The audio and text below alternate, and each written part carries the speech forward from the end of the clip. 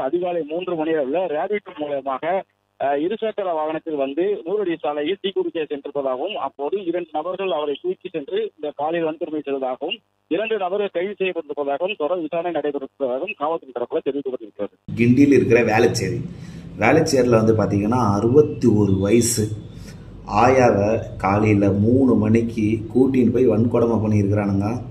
ஒரு வட மாநில பையன் ஒருத்தன், 4 பேர் தமிழாளுங்க. ரோடு ஓரத்தில் பத்துன்னு இருந்த ஒரு ஆயாவை தூக்கின்னு போய் பைக்கில் தூக்கின்னு போய் வன்கொடுமை பண்ணியிருக்கிறாங்க. என்ன மக்களே பண்ணுறது இவனுங்கெல்லாம்? நாட்டில் வீடு வாசல் இல்லாமல் புள்ளிங்க வந்து அவங்கள வந்து அச்சு தொருத்தி ரோட்டில் வந்து பத்துனுக்கிறாங்க.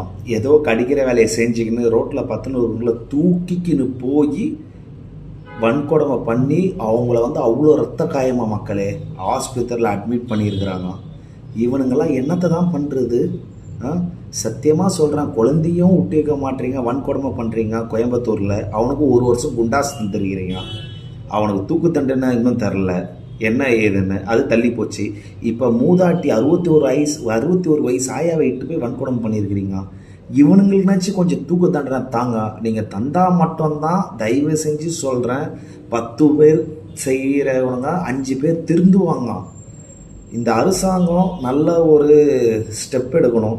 தயவு செஞ்சு ஒரு ஆயா மக்களே, இது போல் ஆளுங்களுக்கு என்ன தண்டனை தரணும்? உங்களோட கருத்து என்ன? தயவு செஞ்சு சொல்லுங்க.